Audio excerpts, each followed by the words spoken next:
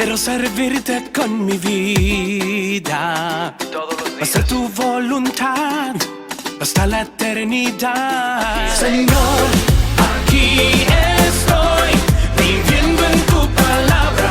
Quiero decir que sí, como María. Vete María, llena de gracia, el Señor está contigo. No tengas miedo porque has hallado gracia ante Dios. Vas a concebir un hijo y su nombre es Jesús. Muy buenos días, queridos hermanos. Gracias a quienes nos siguen a través de nuestras redes sociales, Parroquia San Pedro Informa y Enfocados en la Fe. Les saluda su hermano en Cristo, Londi García, y me encuentro con mucha alegría compartiendo con ustedes este espacio desde la Parroquia San Pedro Zacapa. Hemos preparado un programa muy especial respecto a lo que ya hemos iniciado con mucha alegría, y tengo el honor de compartir este espacio con nuestro vicario parroquial, Padre Edwin Esquivel. Sea bienvenido.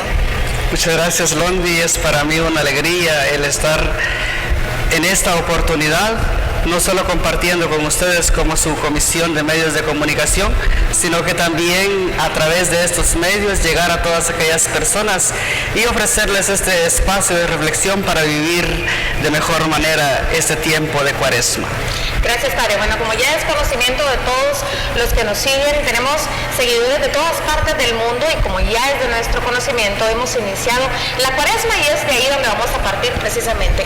Padre, iniciemos por la pregunta, ¿verdad?, radical, y la pregunta que va a dar apertura a las demás. ¿Qué es la Cuaresma? ¿Qué es la Cuaresma? En este tiempo es una interrogante fundamental para todos aquellos que quieren y esperan una respuesta.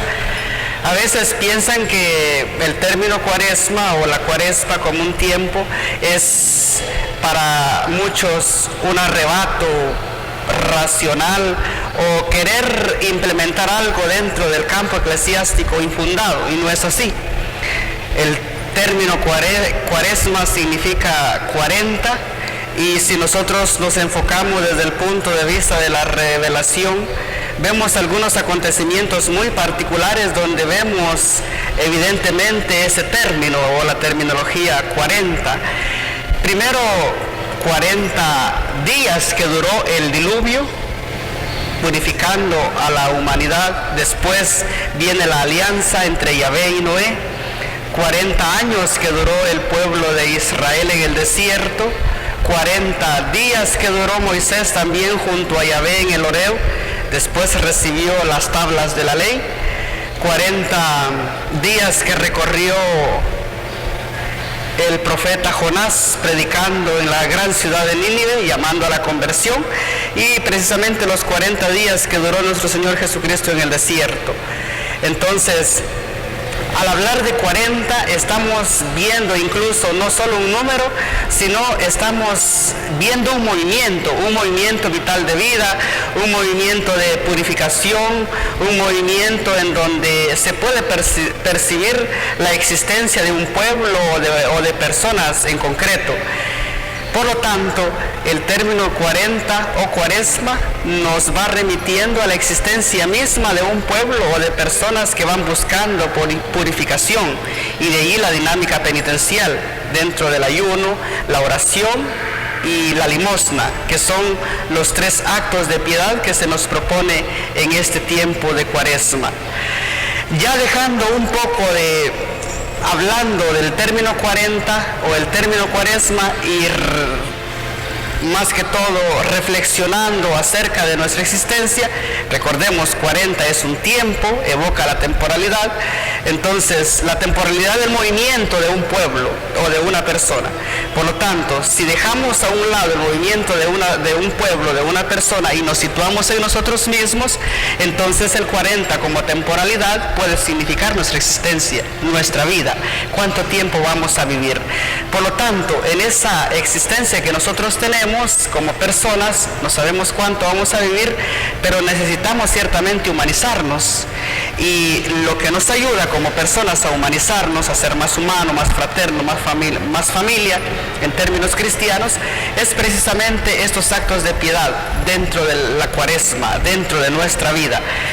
Nuestra vida entonces siempre es un total movimiento, y un movimiento en búsqueda a la santidad, a la pureza, y que este tiempo Cuaresmal nos ofrece como un tiempo de gracia en donde Jesucristo nos abarca, en donde nos asemejamos a Él en su recorrido de la pasión, la muerte y la resurrección.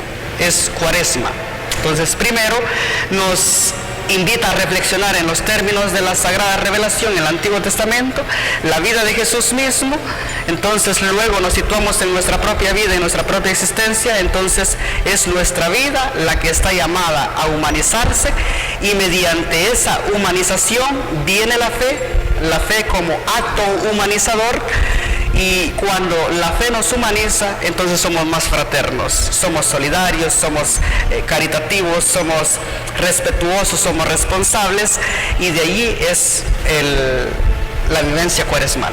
Entonces es algo real y concreto. Así es, no es un invento puro del hombre el que alguien haya dicho, bueno, un sacerdote, bueno, voy a inventar la cuaresma y que sea algo que dure 40 días con la conversión del hombre, sino vemos con lo que usted nos cuenta que es algo que se remonta de mucho tiempo atrás y lo podemos encontrar en el Antiguo Testamento, ¿verdad? Porque con la explicación que usted nos daba no solo se enfoca en los 40 días que el Señor fue al desierto a meditar, sino usted nos hablaba del diluvio, nos hablaba de Noé, de Moisés. Entonces todo tiene una raíz. Sí. Nosotros los católicos iniciamos nuestra cuaresma con el miércoles de ceniza. ¿Qué significa esa imposición de cruz en nuestra frente? Hay que recordar que dentro de el miércoles de ceniza, dentro de lo que se nos ofrece como liturgia, están las dos fórmulas. La primera fórmula que podemos mencionar es: recuerda que polvo eres y al polvo retornarás. Es una cita bíblica del Génesis, capítulo 3, versículo 19. Como también el llamado a la conversión que nos ofrece ya el Evangelio de San Marcos en el capítulo 1, versículo 15. Conviértete y cree en el Evangelio. Son las dos fórmulas. Primero, entonces, nos situamos en el Génesis 3:19, polvo eres y al polvo retornarás. Nosotros, ante la grandeza de Dios, ante su majestuosidad, nosotros somos pequeños, somos vulnerables, somos ceniza. En la antigüedad, dentro de la tradición bíblica, la ceniza estaba como un signo penitencial. Cuando alguien había pecado, entonces se bañaba en ceniza, se postraba en ceniza. Incluso no me recuerdo quién me preguntaba sobre por qué el Papa Francisco le ponía la ceniza a alguien precisamente en esta parte, y es el signo original. Ya eso es el significado de la ceniza, penitencia. Pero una penitencia, ¿por qué? Porque nosotros somos penitentes, nosotros somos vulnerables, nosotros somos los que necesitamos de Dios. Dios no necesita en realidad de nosotros necesitamos de Él. Y en cuanto que necesitamos de Él, entonces nosotros nos sometemos a la penitencia, y allí en las dos fórmulas que se nos presentan en el miércoles de ceniza está, primero, nuestra naturaleza como seres humanos ante Dios Creador, ante el origen sin origen, principio sin principio, que es Dios. Nosotros venimos como quien nos ha llamado a la existencia es Dios, pero somos criaturas, y como somos criaturas somos vulnerables, tierra, polvo, arcilla, y eso significa el miércoles de ceniza. Y como somos polvo, somos arcilla, somos frágiles, necesitamos siempre el llamado a la conversión. El llamado a la conversión que nos ofrece la segunda fórmula, y esa es la dinámica de la cuaresma. ¿Se pueden usar ambas fórmulas? Se pueden usar ambas fórmulas. Padre, respecto a la cruz, ¿es importante o es el único lugar donde se puede imponer, que es en nuestra frente? ¿Por qué ahí? Hay que recordar entonces, en principio lo decía desde la revelación bíblica, que es propiamente el signo original, el sentido original es la penitencia. Estaba cuando alguien había pecado gravemente, había ofendido a Dios, los profetas le llamaban a la penitencia. ¿Y de qué manera? Entonces ellos se postraban, se echaban ceniza en la cabeza como signo radical de humillación. Entonces, signo radical de humillación. Se humillaban porque reconocían que habían ofendido.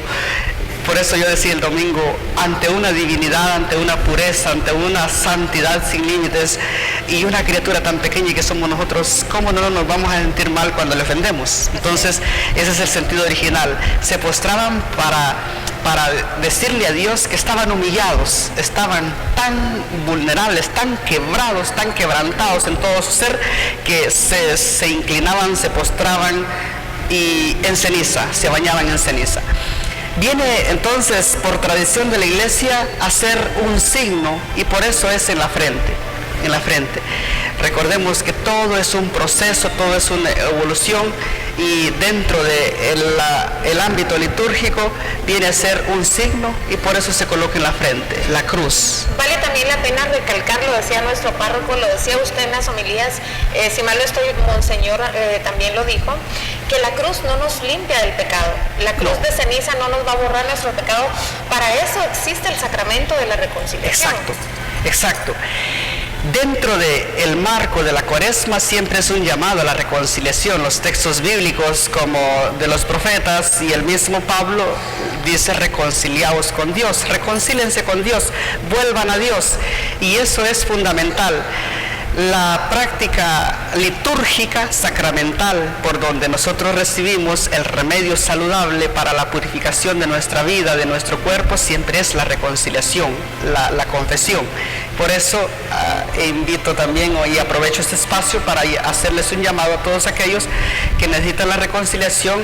El día 12 estarán viniendo los padres de la fraternidad para llevar a cabo ese santo sacramento que nos hace siempre nuevas criaturas, nos actualiza y nos hace ser nuevos ante Dios. Así es como Dios nos hace nuevas criaturas. Muchas gracias, Padre. Dentro de la Cuaresma también se nos invita a 3 acciones fundamentales. Son 3 palabras que tenemos que no olvidar, tenerlas siempre presentes, no solo en la Cuaresma específicamente, todo el tiempo, pero más centradas están durante estos 40 días, que son la ofrenda, la limosna y la oración.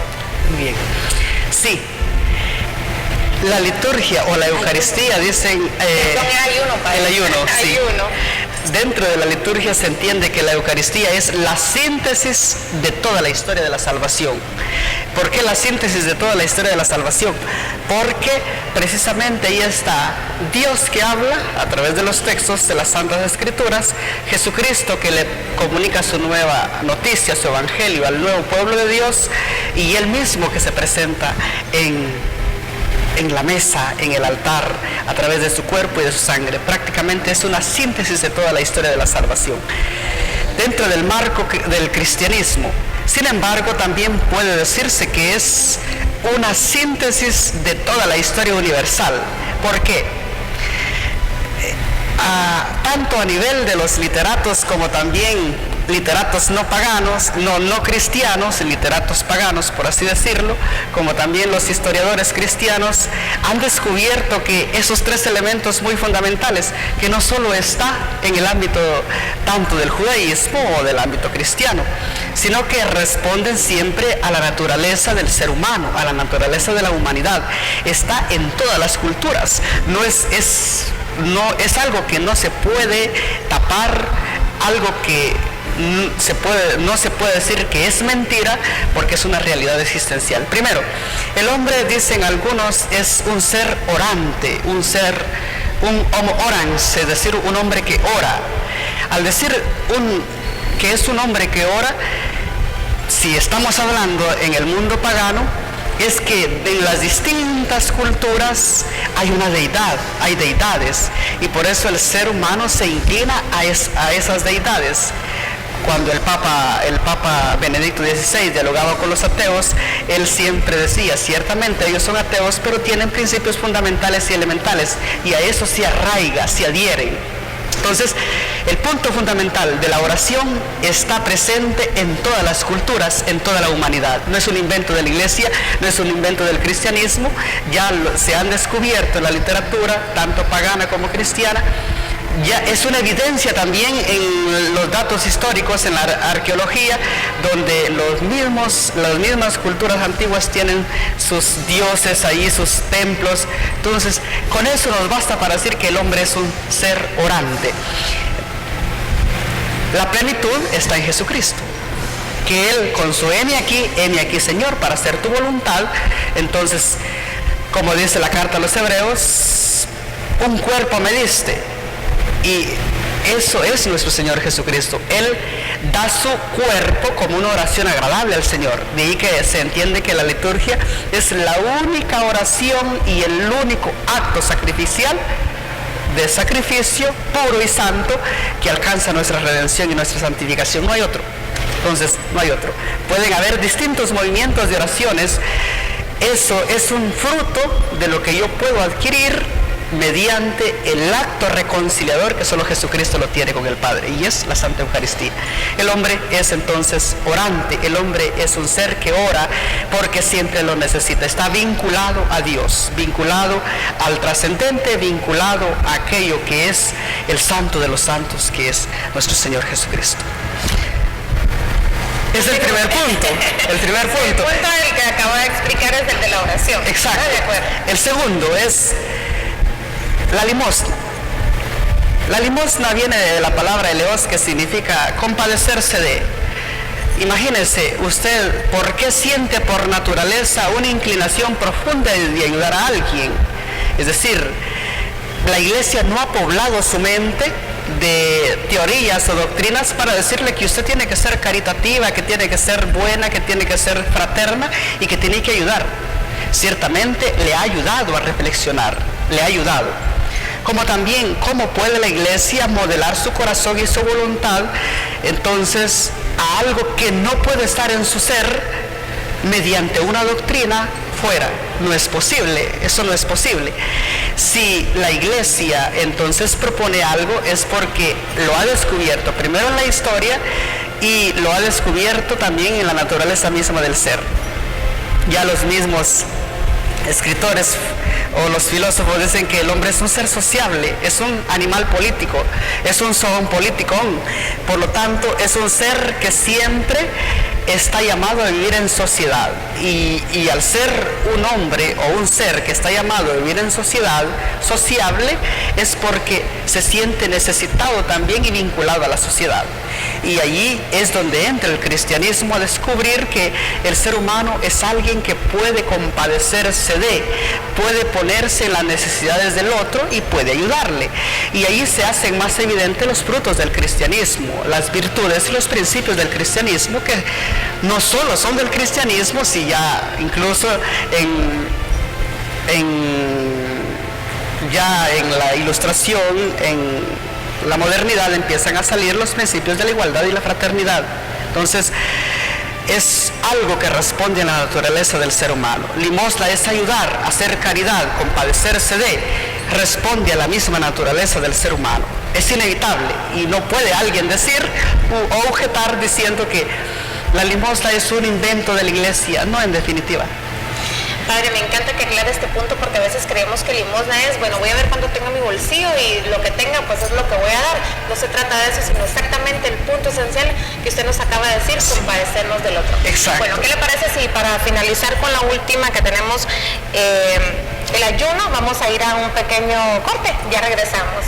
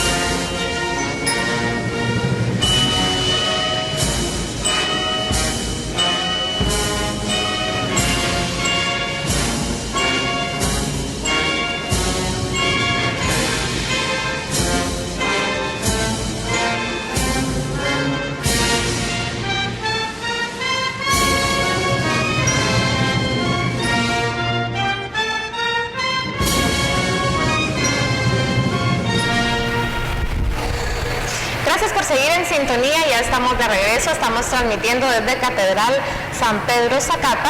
Somos la subcomisión de comunicaciones y este tema que hemos preparado tan importante sobre la Cuaresma con nuestro invitado de honor, Padre Esvin Esquivel.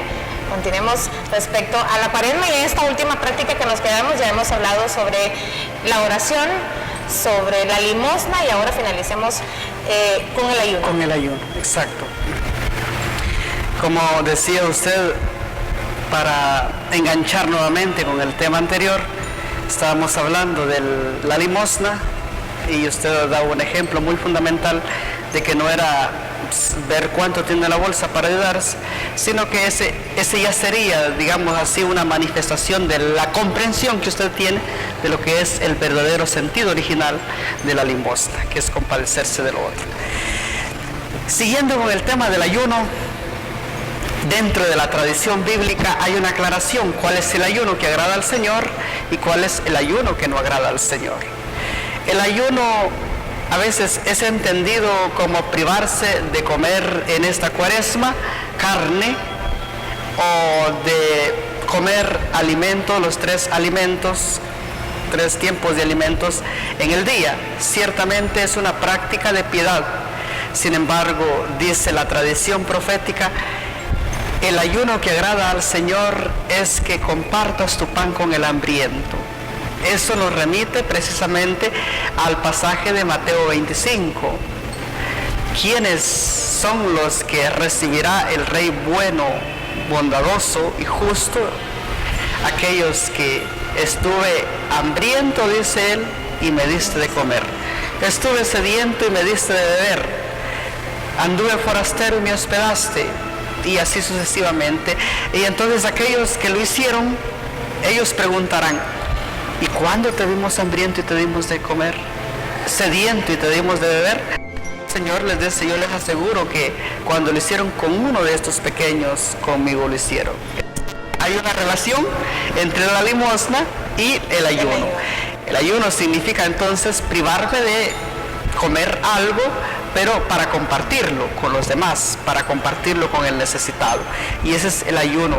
Sin embargo, hay otro nivel de ayuno.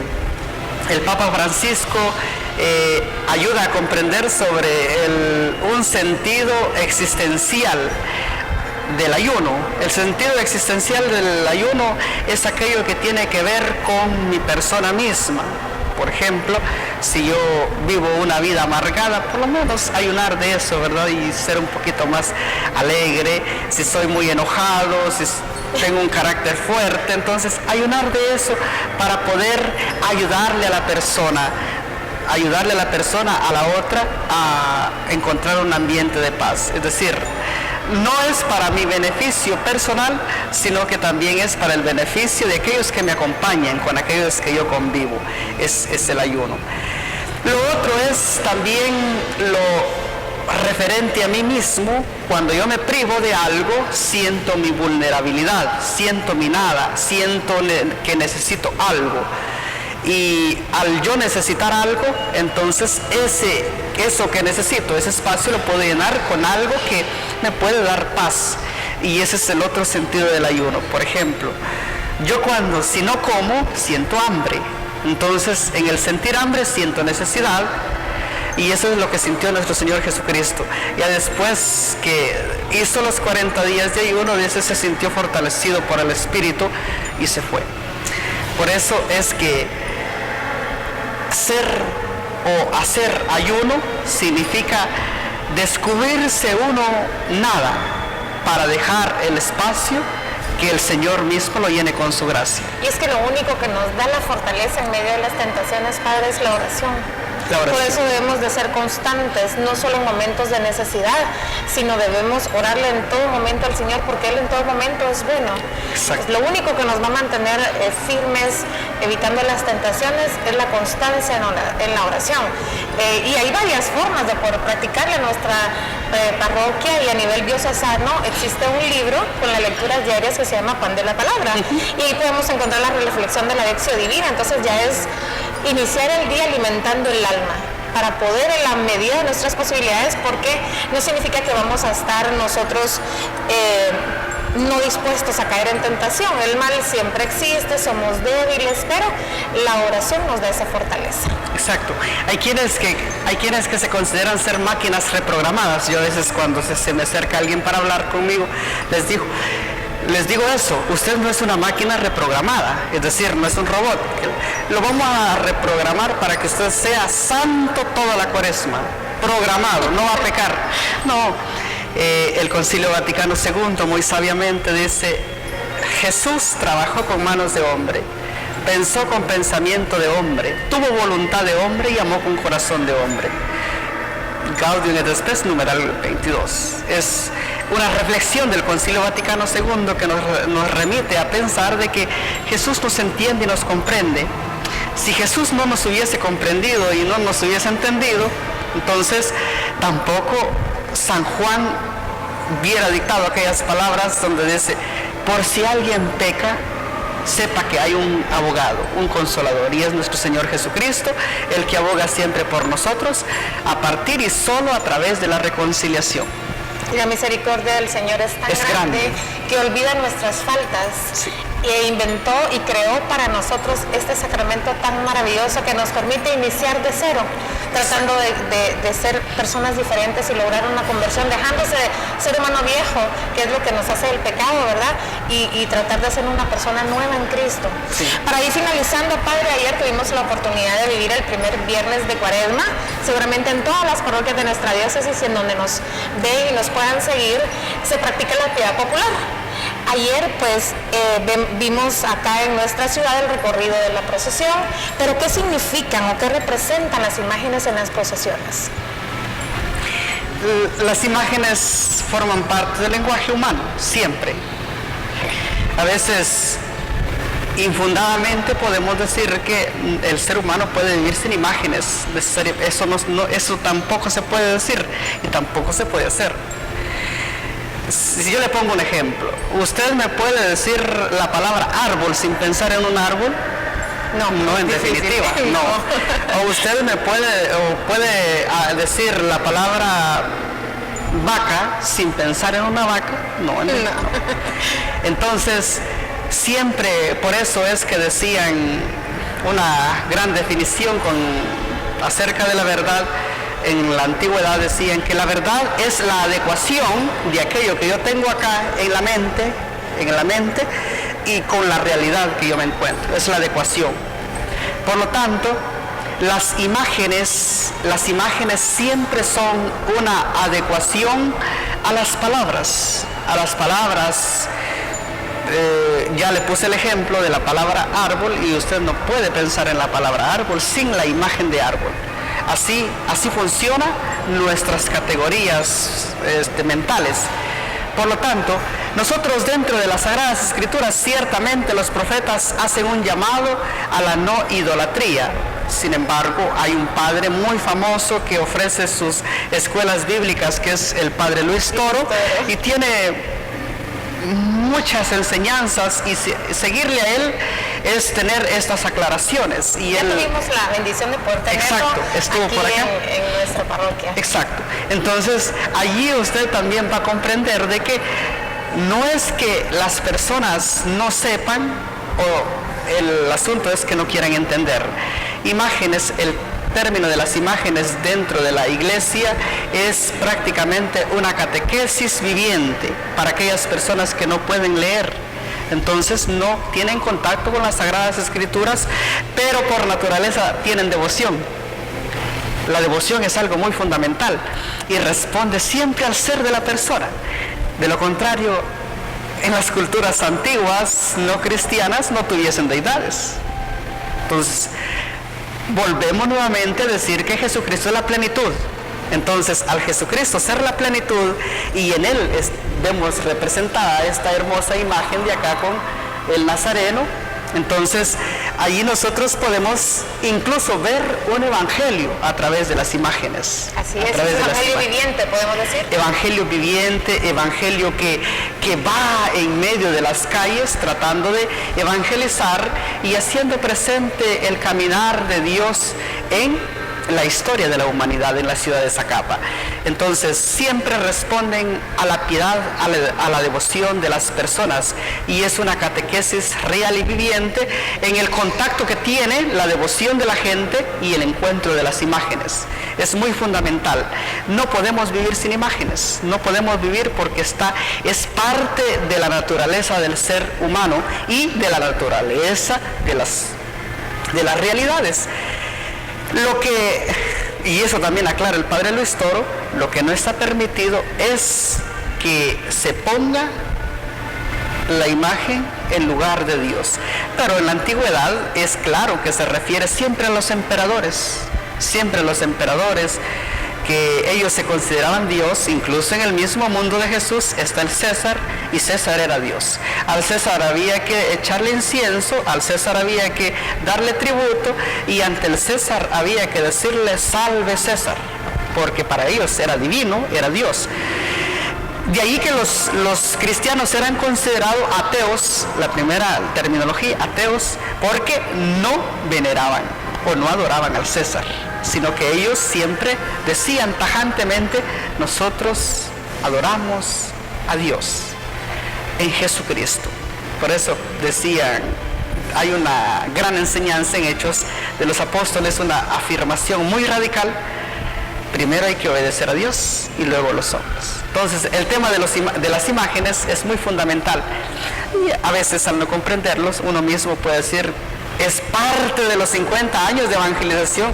No, las imágenes siempre tienen que estar decorando los altares y decorando los templos sagrados. El mismo Dios le dijo a Salomón: pon 2 querubines.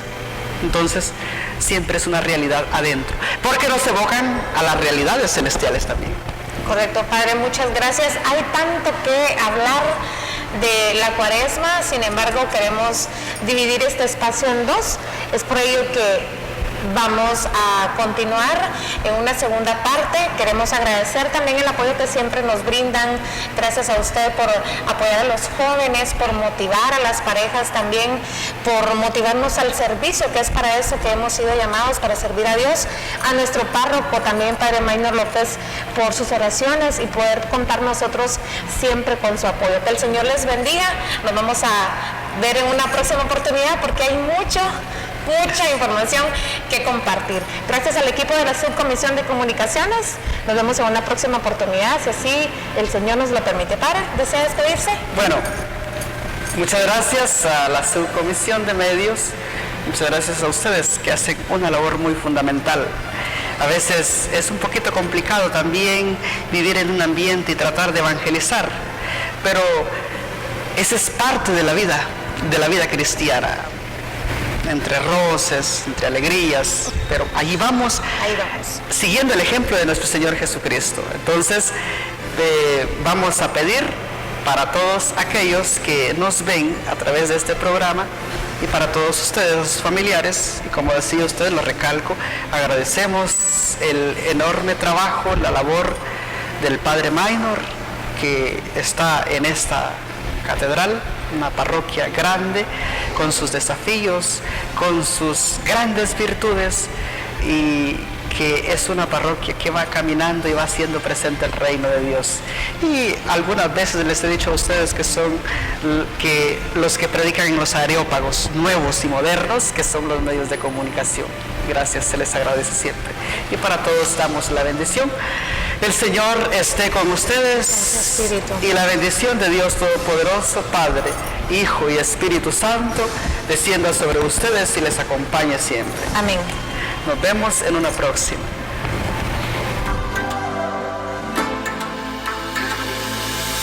Quiero servirte con mi vida, hacer tu voluntad hasta la eternidad. Señor, aquí estoy, viviendo en tu palabra.